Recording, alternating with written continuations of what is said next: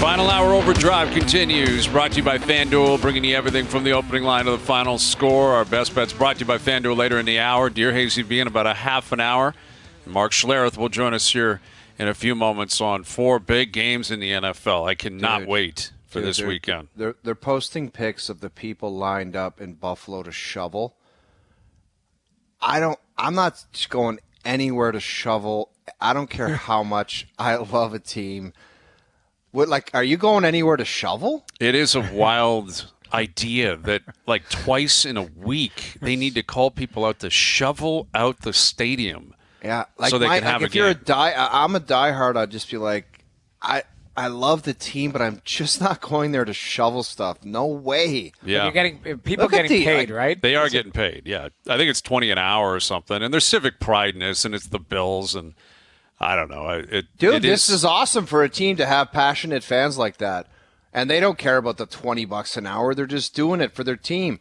But I'm just saying, I don't think I would be a part of such a thing. Oh, I'm not saying I'd be out there. No. Don't get me wrong. It's way too cold. I'm not shoveling. I'm not going to do it. I'll happily support the team.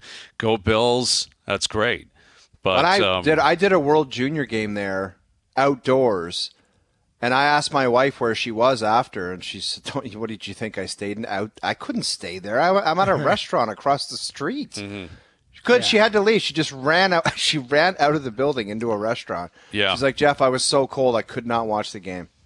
Well, Sunday night, that'll be a night game. By the time the ball gets kicked off, it'll be dark. It's a 6:30 start on Sunday. It'll be so cold. Oh, my God. And those guys don't have any long shirts on. It's just their bare skin. That's insane. 2 weeks in a row for Kansas City and Buffalo. Both games were freezing. Last week in Buffalo, last week in Kansas City. We'll get to see Andy Reid again, right? It'll be warmer on Sunday than it was last Saturday in Kansas City. He might Golden Retriever stash. The Golden Retriever stash might return. He may be in a Hawaiian shirt if it's only, -2, -3. Who knows what Andy's going to bring to the table on Sunday night. Actually – seeing that and then seeing it trend on Twitter and seeing people be creative with the mustache, I was dying laughing watching that. It was because he doesn't care. I think deep down he knows. He doesn't. He knows. The King Daddy Topper Noodles was when he had the visor on during COVID. It was all fogged up, and people were that there was were top memes. to bottom face shield, and it was all fogged up. Do you remember that visor he had going? Yeah, people were pretending they were doing X's and O's on it, drawing up plays on it. It was outstanding. It's ridiculous. That's what I'm saying. It's amazing. We live in an era where you can do that. You can edit a picture, but we need people to go shovel. We can't get some sort of contraption that's going to get snow out of there. Yeah, some kind of mini tiny. Look at this guy. Look at Andy. Cannot Reid. see a thing. Has no idea where he is. That's a sauna. Can you imagine? He's trying to give you some discipline. Hey, can you pick with that thing on his face? Can you got to wake the F up with that visor? Yeah. I couldn't take it seriously. Yeah, I'm with you, and I do think the frozen mustache, that's the picture of 2024. That'll be very tough to beat, I think, in the NFL. There's always great pictures, and photography is a beautiful thing at big sporting moments. I cannot imagine anything will top Andy Reid's frozen golden retriever mustache last week. But I guess it's possible it could happen this week. You got 4 games in the NFL, and I think for me, that's the marquee game. I'm speaking objectively. Obviously, as a Packer fan, I cannot wait for Saturday night. But it does feel like it's Bills-Chiefs because it's Allen versus Mahomes. It speaks to what the NFL has that many other leagues don't, that it's Buffalo and Kansas City, which are probably the 2 smallest markets in the league. If not, it would be Green Bay. And Green Bay is the second marquee game on the Saturday night. Green Bay, Wisconsin, Kansas City, Missouri, and Buffalo, New York. I know those terms always come up, but I find it very difficult with the following and Bills Mafia and Chiefs Kingdom and the Packer Nation. I don't even know if you can use the term small markets, man. Like, No, it you just can't sounds in the bizarre. NFL. No, it's You can't bizarre in to the even NFL. say that, man. I guess I'm speaking literally. Like the city of Green Bay, I believe, is like 150,000 people. Sure, you want to put know. that up against New England, San Francisco, Los Angeles, New York, Chicago. Like, obviously, that's what I'm saying is like the market itself. Yeah. Like, if you're looking at ratings, you're looking in Green Bay or in Wisconsin. You're like, all right, we're going to get a few million people in Wisconsin, but there's probably going to be 10 million in the state of California watching, and they don't even have I guess they got the Niners involved, but it's just a complete disparity between the size of Green Bay, Buffalo, Kansas City, and these other cities. But it doesn't matter because the TV deal, everyone gets a piece equally, and as long as the team is good, you got a great quarterback, a coach that's well known, it doesn't matter where you're from. People are going to tune in. And yeah, I think Bills Chiefs Sunday night #1 for me. Packers, Niners, Saturday night. And then beyond that, it'll be interesting to see what does Baltimore and Houston bring, Detroit and the Bucs. Because this year's been a pretty unpredictable season in the NFL. I think it's easy to say right now Niners and Baltimore will meet in a Super Bowl, but I think last weekend proved that you can't make any guarantees. Here is longtime NFLer, Super Bowl champ, NFL on Fox analyst, and the host of the Stinkin' Truth podcast. Here is Mark Schlereth. How much faith do you have, Mark, that we're going to see Baltimore and San Francisco in the Super Bowl? Yeah, that's. I always worry. You think about these two teams, both #1 seeds. Well, Week 18, I did San Francisco. I did the L.A. Rams at the San Francisco 49ers, and the Niners. You only have 53 guys, so you got to play a lot of your starters. But a lot of the starters didn't play.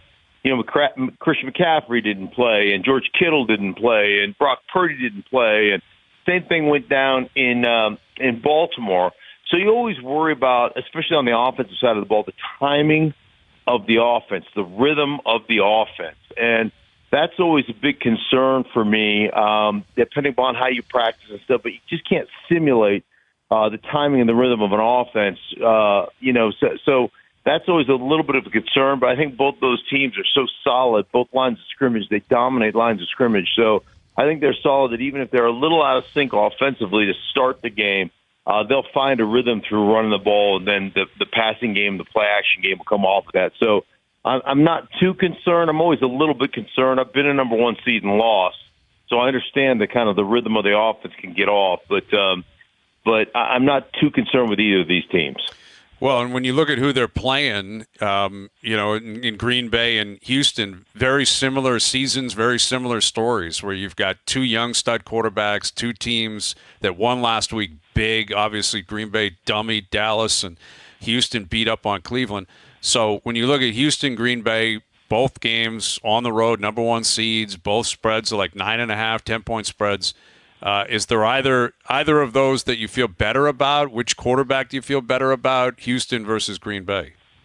Yeah, you know what? It's really interesting. I mean, obviously, since about week 10 or so of the season, there's nobody been hotter than Jordan Love. The guy's been awesome.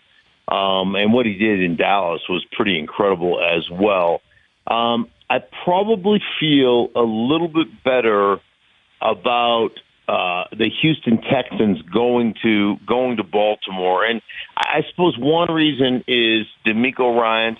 His defense plays the edge presence of their defense with Grenard and Will Anderson, very physical on the edge, stopping the run, turning it back inside. They fly around, but they are on the keep it simple, stupid process. They play a pretty simplified defense, and they play it really exceptionally well.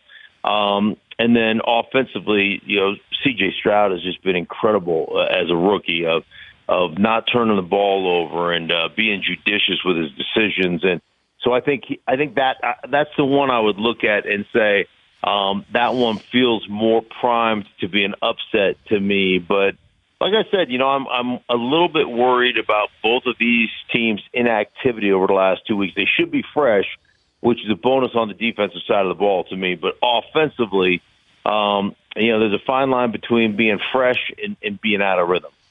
Mark, we were just talking about the Bills fans going and shoveling, and we all agreed that's something we would not be participating in.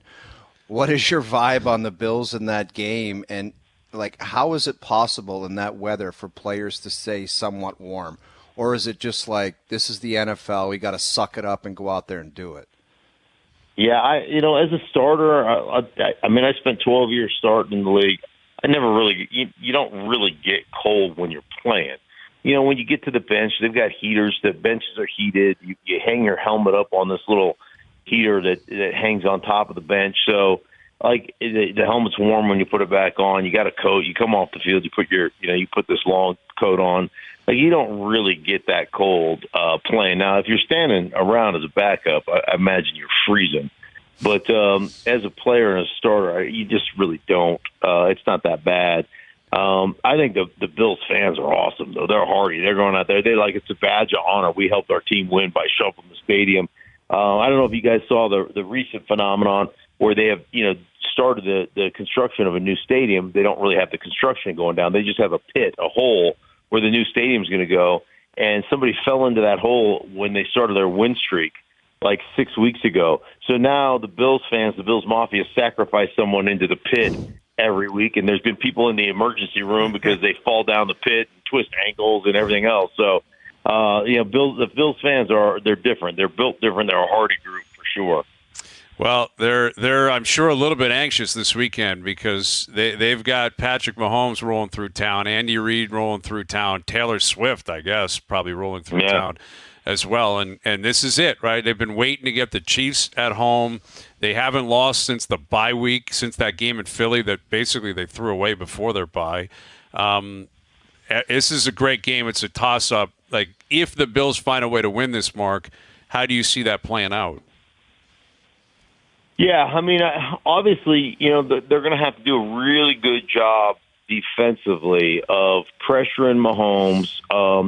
And it's one of those things where it's almost a little Lamar Jackson-esque. Like, you want to, we call it cage rushing a guy or mush rushing a guy. You don't. One of the things you don't want to do is do a flyby, where you miss him. And because when he starts scrambling around and moving around, man, he just makes big-time plays. The middle of the field is the thing that concerns me the most. They have both their starting middle linebackers been out. They didn't practice on Wednesday. They didn't practice on Thursday. They're injured. I don't know if they'll play on Sunday. Depends on how it goes on Friday. But when that happens, you look at the injury issue. Like, is the guy got a lateral, like a medial or lateral ligament injury? Because if that's the case, we're going to get that guy moving side to side. We're going to run 18-18 or 18-19 handoff, get him moving one way and then cut back against the other way. So it puts stress on that stuff. We're going to cut guys, get on their legs a little bit. If it's maybe a lower back injury, now you're going to run some more ISO type of stuff or more just downhill gap schemes where you put a big guard, a 320-pound guard on that guy, and you just test his back. Or, if it's a hamstring issue, now we're going to run 3-by-1 formations, and number 3, we're going to run down the seam and make that middle linebacker have to run with us. So, you want to test those things. That's why in the National Hockey League, they always just say lower body injury. But in the NFL, they make you list what the injury is. And as a team, man, I've game planned against guys that are injured, and those are the things we do. You get a corner with a hamstring, man, you run 3 or 4 go patterns in the first quarter on that guy. You make him test that thing. You make him stretch that thing out.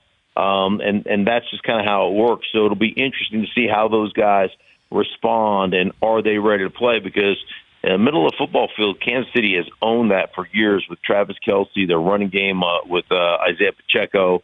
This Rice kid is playing pretty well, but that'll be an interesting matchup to me. If they play really well on the defensive side of the ball, I think they got a chance.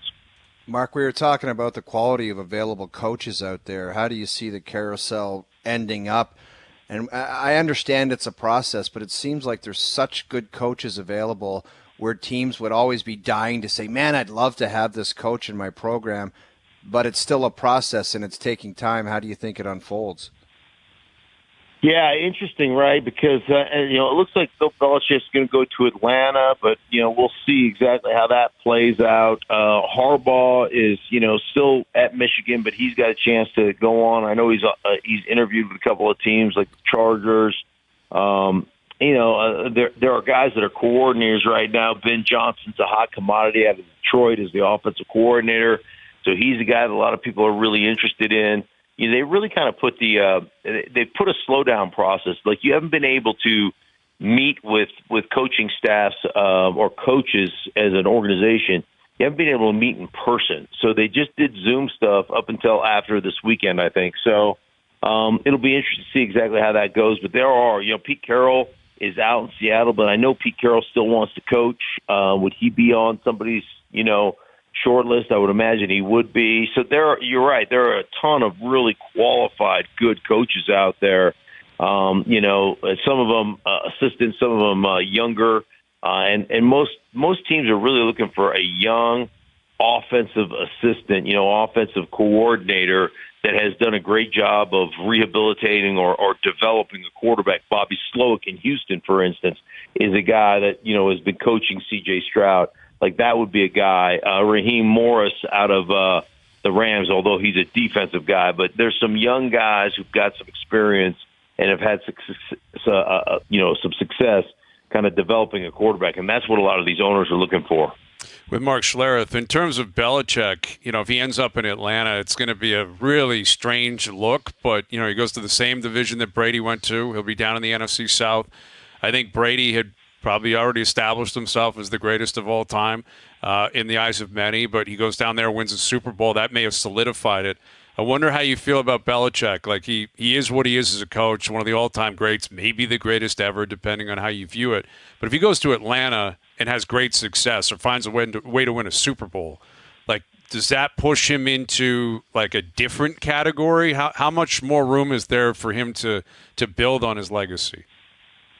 Yeah, I mean, like, for Bill Belichick, I think the only thing, if he goes and wins in Atlanta, he just continues to build on it.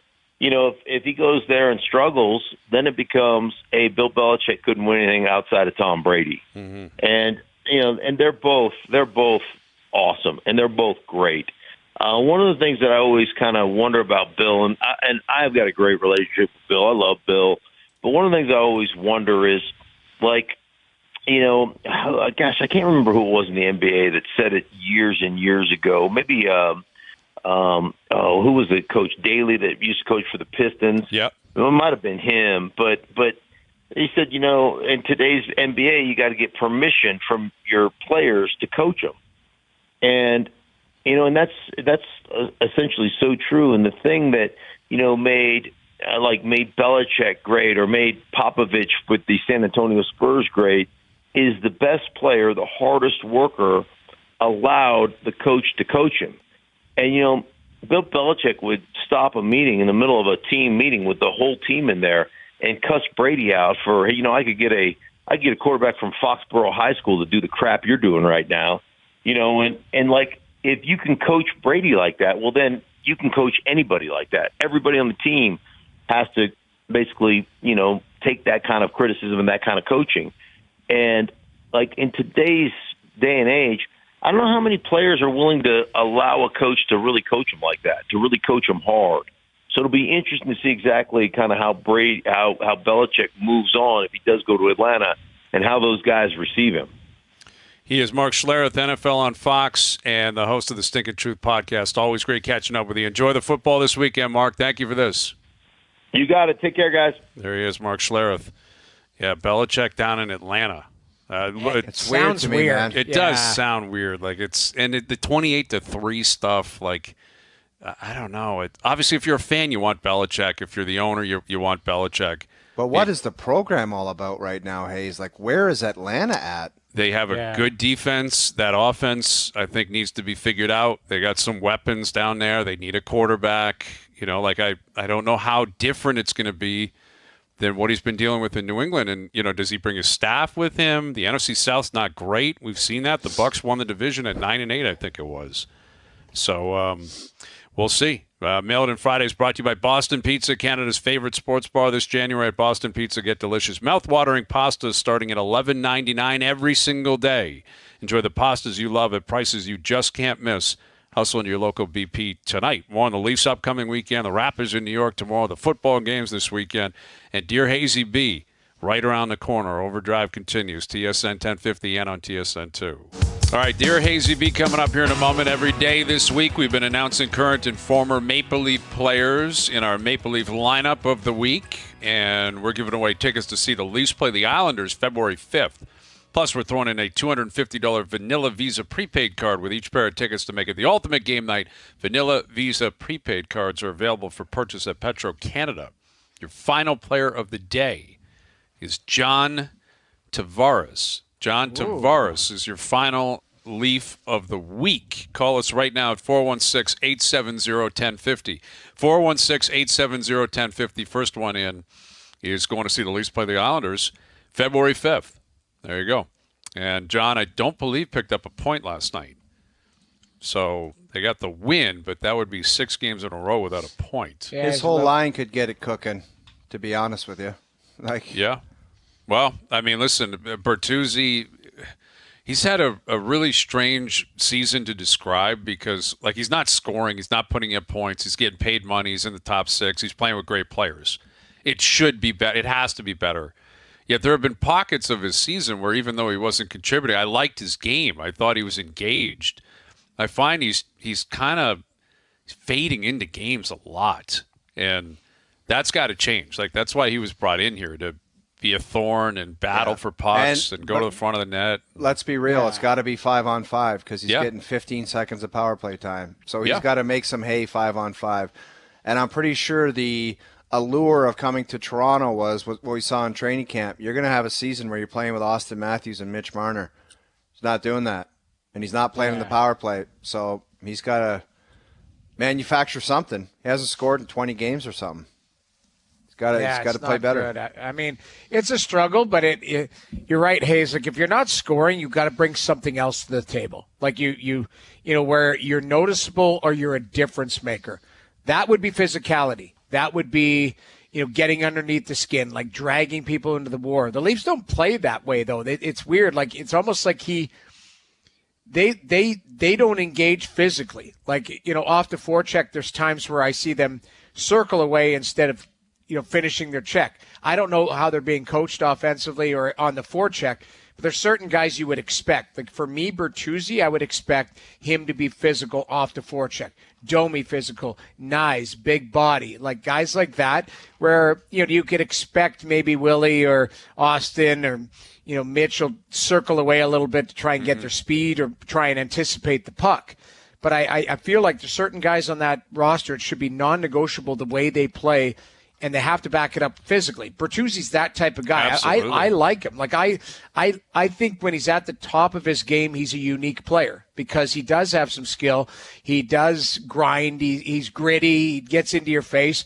But we haven't seen it consistently. So I think that's where you're wanting more from him. Absolutely. I think that needs to be the case, that Matthews, Marner, Nylander, Tavares, they may have one set of roles. Ideally, they do it too. It's what we talked about earlier this afternoon. McDavid's throwing hits, getting in scrums. Like, that's the nature of it. McKinnon's willing to do what he's got to do. I think it's imperative the best players do it. But everyone else should be throwing a hit every opportunity they get, from Bertuzzi to Nyes to Holmberg to Bobby McMahon. I don't care who it is. If you can play physically and play aggressively, that has a big impact. And I think they still got a lot of games to figure that out. Again, they won last night. They're still in a playoff spot. Now they've jumped over Detroit. They're back in that 3 seed. Listen, there's a lot of time left for them to figure out who they are, what they want to be, how they can play. And it continues tomorrow in Vancouver and then off to Seattle on Sunday. All right, Best Bets brought to you by FanDuel later in the hour. You guys want to fire up some Dear Hayesy-B on a Friday afternoon? Yes. Yep. Insight, the ability to see and understand why you do the things you do. Dear Hayesy-B. We're going to go down there and have a donkey barbecue, and I'm going to furnish the ass, right? You don't want to hide a Mars bar in your sleeping bag when there's a bear outside the tent. All right, fellas, it's been a while. It's been a couple weeks. Technical problems last week, my fault. We help people, and you guys have a doozy to start. Dear Hayesy-B, my wife and I have a wonderful couple that we hang with.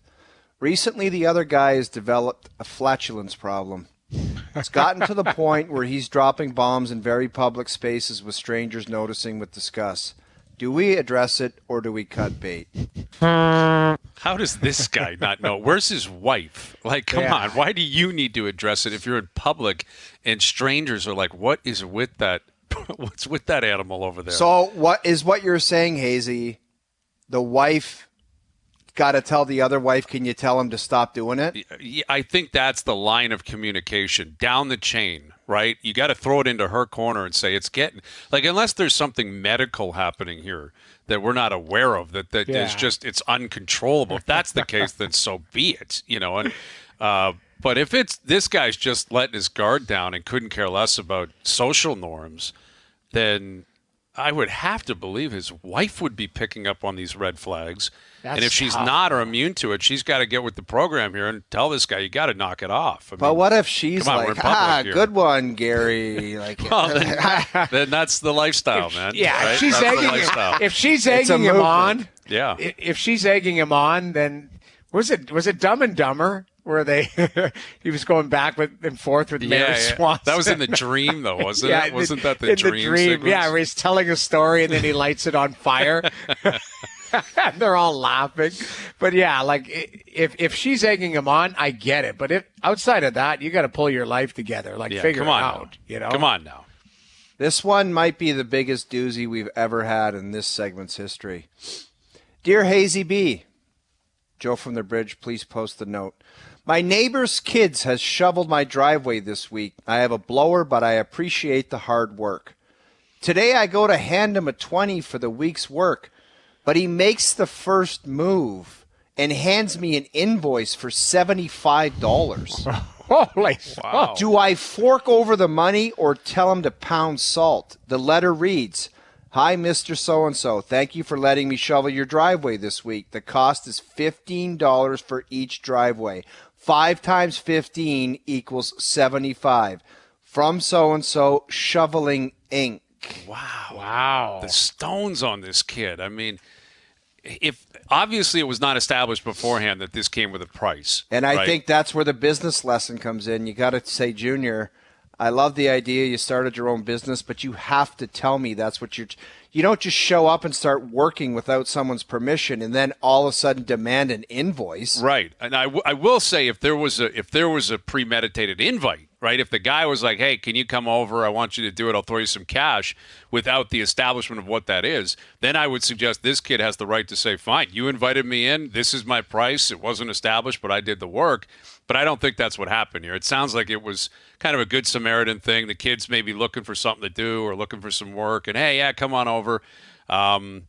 This, I think you've got to say, maybe I'll meet you halfway. Yeah. But you can't just hand over 75 when you weren't prepared for that. And you also, like the guy said, he's got his own snowblower. Like, he doesn't even need the kid to be doing this. I know, but what are you going to ultimately do? The kid's going to come and knock on the door. You got to go knock on the kid's door with the kid's dad there or mom. And what are you going to say? Well, it wasn't established. I mean, 5 times, that is kind of abusing the – I will – if you thought he was doing it for free and you asked him to come over 5 times, then that probably is on you. That should come with a price each individual time. Right? If you have a babysitter come watch your kids, you don't say, give me the package deal. Do it 5 times and I'll pay you 75. You pay every single time. I bet you the parents were like, you got to invoice that guy. He keeps using you. That's right. The dad. No, but Noodles, it seemed like the kid was just doing it on his own. You know what I mean? Like he just kept two snowflakes, and he's like, "Oh, there I gotta go shovel it again." Well, that's true. If he's being proactive and getting out there before you established, "Hey, I'm looking for your services again," I'll say this: this kid has got some business acumen, man. He's incorporated already. He's got invoices. I think you give him $50 and say, "I never want to see you on my property again." It's fair. No, I'm serious. It's fair. I say you pay it, but then you decide if you want that kid back or not. If you did the job properly, like give him the benefit of the doubt. The kid's out there. You didn't. You were. I wouldn't say lazy, but you didn't go out and do it. You let him do it. You invited him back. Pay the kid because the kid took the initiative to invoice you. Maybe he's starting a small business. I don't know. It's just it's greasy, like you've been served it's almost. just such it a is a little bit brat move. I would say here's one way. If you're the thing, I don't want to try to establish this guy trying to get this kid back. I mean, this is not what I'm trying to say. This is not an Italian mob hit scenario. No, it's not like, all right, you got to wipe the kid out here. I mean, come on. He's a kid, and he's out there doing what he thinks is right, and he's trying to make some money. But $15, like every shoveling job is not equal, as we know. there's a I get blizzard it. coming and it's 3 feet in the air. Be Get like, out "All there. right, I'll kid." give you 70 for that, but I'm not giving you 50. No. That's 15 too. It's because the ink just said every time you come, it's 15. So if 3 feet dump tonight, I expect you out there. I don't care if it's until 4 in the morning, and you're getting every single inch of snow out of here, and it's 15. So here's your 75. Right. You're on retainer. The next time this thing dumps, I want you over here for 15. That's how you establish it. That's why you're the greatest of all time. Yeah. And that's why we have this segment. Sending a Hayesy-B. message. You're Send sending a a message. And I would like you to go first on this next one because I know Okay. you know about this stuff. Dear Hayesy-B, my girlfriend's dad has been really wanting me to join him in his 6K race at the end of March. He's been talking smack that he'll, in quote, leave me in the dust, and this isn't about having fun together. I'm a former high-level track athlete while my girlfriend said her dad hasn't done any running since he was probably 13. Do I leave him in the dust or save his pride? No, you leave him in his dust. I think all right? you dummy this guy. You You absolutely dummy. dummy this guy. Maybe you rope a dope it a little bit, and the first 3K you kind of stay with them, and then when it's time to completely motor it, that's when you take off. Or you let him get out in front, right? You let him get out in front like the turtle and the hare, and you just say, go ahead, go do your thing, man. You take off. I'm going to ease into this. And then right when he thinks that last 500 meters, I've got this kid, you motor past him, and you moonwalk past the finish line. If that's your expertise, if you're in shape, you're a former high-level runner, and this guy hasn't done anything, and he's still talking smack, he deserves to have his pride checked. Dude, it's better banter, too, when you show up for the family barbecues. You're You like, gotta hey, do it, Carl, exactly. remember I kicked your ass at the race? It's great for camaraderie. Exactly. You can't let him win because he'll know you're letting him win too, right? Like he's talking smack because he's the dad and all that. He knows he's not actually going to beat you. He's probably got a bum knee and a boiler. Yeah, it's and like giving a guy a smokes 6-footer. Be like, go ahead, pick it up. It's insulting. It is. Dear Hayesy-B, fiance and me have a wedding that is for one of her co-workers. I have only met a couple of the 150-plus people going. Do I keep my composure and look like the responsible husband-to-be, or saddle up to the open bar and be the life of the party? Well, Noodles, you could probably answer this. I think, Noodles, you're the man for this. Yeah, I think you know what to do. Give him the right thing. Tell him. I think you saddle up, you enjoy Exactly. yourself, and just, let your hair down if you have any, and enjoy yourself. Like, go, you don't know these people, and how many, was it 150 people, did he say? How many of them are you really going to see again in your lifetime? Right, exactly. Like, go and enjoy. As long as you don't make an ass of yourself, or you cross the line, maybe dirty dancing with an aunt or something like that, then, other than that, you enjoy your life. And if you're the life of the party, so be it. Right. Like, I think you'll make some new friends there. Go Exactly. It's a one-off. Have a great time. Marriage, like a wedding's a celebration. You're there. It's not. You're not at a funeral trying to get after it and be the life of the party. You're at a wedding here, and there is a line that can cross that we've all seen before, where the life of the party takes it too far, and then it becomes a complete disaster. Yeah, it's awkward. Very It's awkward. incredibly awkward. So do not cross that line, because if that happens, you're in big trouble, and you probably deserve to chew on it at that point. But go have a good time. Who cares who you meet? Who cares if people love you, don't love you? No one's going to remember it. All that matters at a wedding is, were the bride and groom happy? Was it good food? Some good music? You get out of there. So yeah, why would you be on your best behavior? Go saddle up, have a great time. 100%. I totally agree. If you're a legend and a cool dude, your wife's gonna love going to work, and everyone's like, remember when your husband, he's so cool and the life of the party? Yeah, exactly. Break the ice, right? Little stop and chat. Who knows? Just go out and have a good time. Hayesy-B, I think you're kind of... Oh, actually, this is a Noodles, because Noodles is a movie guy. Yeah. Dear Hayesy-B, at the movies, and a Rick Iafrate in front was talking to his friend. Eventually, I said, shh. He turned and said, take a hike, buddy. I said, just zip it, hairdo. And then he said, it's the parking lot later. Safe to say I didn't look for him after, but did this warrant a Clark McSorley? Question mark? No, because you never know in today's world if that guy's got a knife or something. Like, there's a bunch of lunatics out there these days. I say stay away from any type of But altercation. if somebody's babbling at a movie, does the guy behind have the right to say? Absolutely. You can lean forward and say, hey, zip it, buddy. But the problem is how do you do it? Do you kill him with kindness, or do you actually say, hey, hairdo, zip it? Then he's going to take exception to it. You can always give it I always use your analogy, like the O'Doyle wave. There's always a polite FU you can hand to somebody. When somebody wants to tell you something, say, thank you, I don't need your advice. Appreciate your effort and move on. Like, that's the thing. If you politely hand it out, say, excuse me, just trying to watch the movie. Have a great day. Maybe the guy, and if he's a dink, then there's nothing you can do. You move. Yeah, that's the way I would do it. If it's a jam-packed theater, guaranteed other people will say, zip it, buddy. Like, right. You'll get a crowd behind you. You'll get a crowd going, oh, you'll be a hero. Shut up, Costanza. buddy. But I say you make a comment, and hopefully he responds. But the fight in the parking lot, I don't want any of that anymore. Well, and I will say, though, like, on the flip side of this guy's asking, was Rick Iafrate, was his reaction appropriate? I would say probably. If he's got the Tom Thibodeau going, he's probably very sensitive. And, I'll tell you what, though, Hazy, you go for the deep cut with a guy with a skullet, you better watch yourself. That's what I'm saying. Like, if you say, all right, watch it, hairdo, that guy's, his, wires are going to cross. Yes. His he's bacon sensitive strips to are going to cross. He's sensitive to that hairdo, and if you go there, if you actually go there and say, dude, you comb your hair in a circle, take a lap, you're going to be in for one. That's the thing. Exactly. You brought that on yourself, man. That's what I'm saying. Like, you hit Dougie Gilmore coming across the middle when it was 4-1. That's right. So. You call Monkey Bum in the theater, you hit Dougie Gilmore across the face. Yeah. I'm sorry. Wendell's could come. It's possible Wendell's lurking. The only thing, unless you're with a friend who's a mutant. Yes. That's the thing. Like, if you're with somebody that could stand up and go, I'll settle things down here because he's a monster, then you get a little bit taller and you're a bit of a tough guy. But if you're by yourself, or you're with somebody, you're with your girl, or you're with somebody who's a mouse, you don't speak up yourself. unless you're ready for an altercation. You got to watch yourself. You just say, excuse me, sir, could you please tone it down a little bit? I'd like to enjoy the movie. Perfect. Yeah.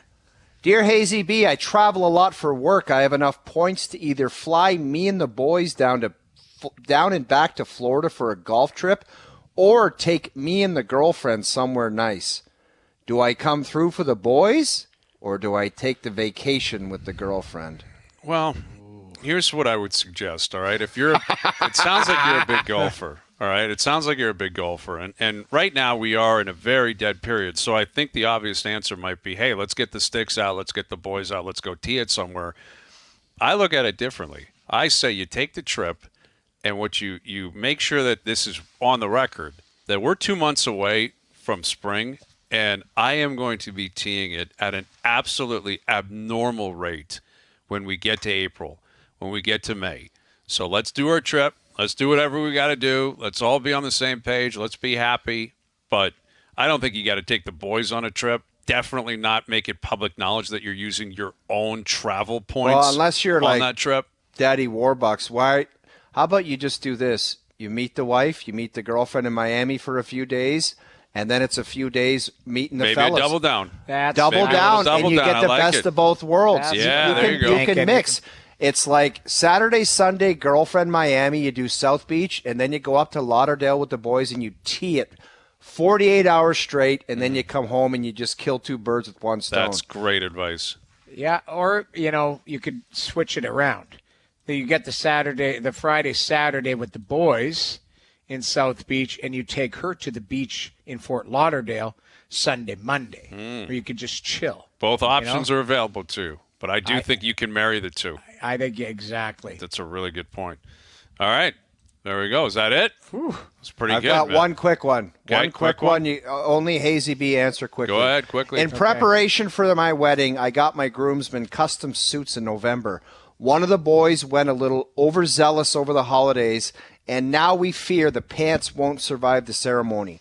Do I fork over the cash for a new suit or risk a wardrobe malfunction in front of Nana? I actually know exactly how to handle this because I have been on this. I've been in this same situation in reverse. I started really fading away from grift territory right before I was getting married. And I went in, I was getting my suit checked out, my best man. I was buying my guy Dave a suit. And that was in like February or something. It was early. Like we weren't getting married until June. And you dropped 50 pounds. And I went back in, and all I did was I tried it on, and I looked at the clerk. I was like, what is going on here? And the guy's like, I can't let you walk out with that suit. What happened here? Thinking that, like, the tailor got it wrong. Yeah. That's the move. It's greasy. It's very greasy. But if it gets beefy, the guy walks in there and just pleads ignorance because I haven't lost a pound, added a pound. I have no idea. I just tried this suit on. Something's wrong. They're not going to let you walk out of there without the proper alterations. It's not a completely new suit. It's just making alterations, right? It's not like it's unless the guy's adding, $150 in a month and a half. If you're adding 20 and you're going up a couple inches or whatever, alterations. Tailors can do that. Best tailors in the city will take care of you.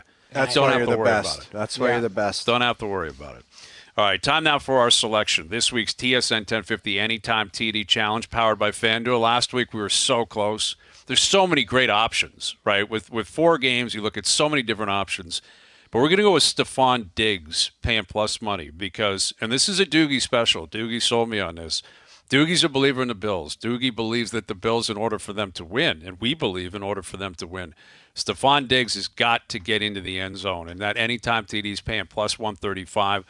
I think it's going to happen. There's a chance if they lose, this is his last game as a Buffalo Bill. There's been so much noise around him. Yeah, it's been really, really loud. So our Anytime TD Challenge, powered by FanDuel again for OverDrive, it is going to be Stephon Diggs. All right, Stephon Diggs. That's where we're at. All right, we'll get to our best bets brought to you by FanDuel and look ahead to, again, a very busy weekend. OverDrive continues, TSN 1050 and on TSN 2. Mail It In Friday is brought to you by Boston Pizza, Canada's favorite sports bar. This January at Boston Pizza, get delicious, mouth-watering pastas starting at $11.99 every single day. Enjoy the pastas you love at the prices you just can't miss. Hustle into your local BP tonight. Leafs in action tomorrow. Raptors in action tomorrow. You got Packers-Niners tomorrow. You got Houston-Baltimore tomorrow. Where are you at with your Packers? Like, where's your level of concern? I think they can win. I do. I think they can win. Wow. I really do. I think they've been really good down the stretch. I think Jordan Love has been a superstar. Like, he's actually been a superstar the way he's been playing. And, last week they looked great. They're healthy, relatively healthy. We'll see what happens with, Jair Alexander, who's an all-pro corner. The Niners are great. They get slapped around. I'm sorry. I understand that. It's just a gut feeling. I understand. Did you have a side wager with Duthie? Isn't Duthie a big 49ers guy? Duthie's a big Niner fan. Was there any type of side wager? I saw this mess of a goodbye that you guys had going the other day. Was it you and Duthie and Jonas or something? It was really awful. Bad. Really, what happened? Really awful. It did not go well. It was like, we were all kind of like, that was embarrassing. It was like Wayne's World. Yeah, it was Wayne's World. It really was. It was Wayne's World. It's too tough to do like a straight up bet because the Niners are such big favorites, Yeah. So, if he's giving me the points, that's a different story. But then it's not really about the teams. It's about the gambling. But it's going to be a fun weekend. And speaking of which, our best bets are powered by FanDuel. Make your picks and assemble a same-game parlay in seconds on the FanDuel Sportsbook app. We said it yesterday. I think the Bucs cover. I like the lines on the money line, though. Lions money line, Jared Goff over 1.5 passing touchdowns, and Rachaad White over 81.5 rushing and receiving yards combined, paying plus 300. Today's best bets powered by FanDuel. The FanDuel Sportsbook app is the exclusive home of the OverDrive same-game parlay. Please play responsibly, 19 plus, physically located in Ontario. So what are we talking about on Monday? Are we talking about the Leafs getting wins, the Bills blowing it? I can't wait. It's tough to bet against the Vancouver Canucks right now, but I know one thing for certain. The Buffalo Bills will win. Wow. All right. That's a big statement. I hope you're right. How do you go from KC not looking that good to all of a sudden KC is going to go down there and whoop their ass? No, I don't think I think it'll be a great game.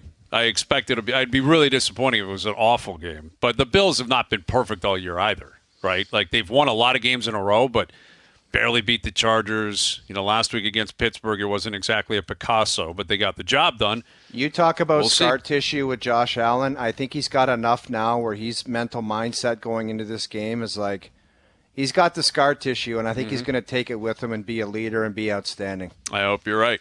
It should be great. All right, we're out of here. Thanks to everyone behind the scenes for helping out all week. We appreciate it. Everyone for tuning in all week. TV, radio, podcast, web, we appreciate that. We're out of here. Enjoy your evenings. Enjoy your weekends. We're back Monday at... Don't pay the shoveling kid 1 cent. 4 p.m. We'll chat then.